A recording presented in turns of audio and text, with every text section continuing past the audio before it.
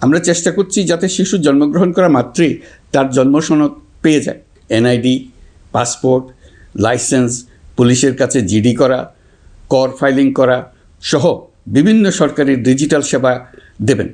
একই রকমভাবে সব ধরনের সরকারি সেবা যাতে জনগণের দোরগোড়ায় পৌঁছে যায়, সেজন্য নাগরিক সেবা বাংলাদেশ এই নামে একটি সেন্টার পরিচালিত হচ্ছে। দেশের সর্বত্র শহরে, হাটে বাজারে তরুণ তরুণীদের মাধ্যমে বেসরকারি ব্যবস্থাপনায় সার্ভিস সেন্টার স্থাপনের কাজ শুরু করেছে। এটি ঢাকা শহরে কয়েকটি সেবা কেন্দ্রের মাধ্যমে শুরু হয়েছে।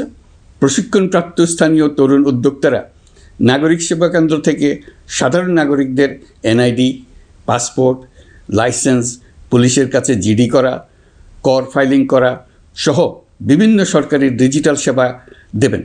এর ফলে দালাল চক্রের খপ্পর থেকে মুক্তি পাওয়া যাবে, নানা রকম হয়রানি ও ভোগান্তি কমবে বলে আমরা আশাবাদী। এই প্রজেক্ট শূন্য বাজেটে আমরা শুরু করেছি।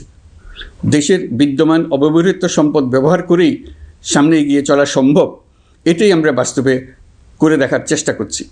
আমাদের চেষ্টা হচ্ছে প্রতিটি মন্ত্রণালয় থেকে যতগুলি সেবা এর আওতায় আনা যায় সবগুলোকে নিয়ে আসা। আমরা চেষ্টা করছি যাতে শিশু জন্মগ্রহণ করা মাত্রই তার জন্ম সনদ পেয়ে যায়।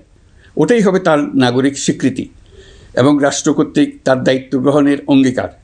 ওইখান থেকেই যাবতীয় সকল সনদ সে তার নাগরিক অধিকার হিসেবে ক্রমাগতভাবে সম্মানের সঙ্গে পেতে থাকবে। এক অফিস থেকে আরেক অফিসে তার দৌড়াতে হবে না, দালালের পেছনে মাসের পর মাস ঘুরতে হবে না।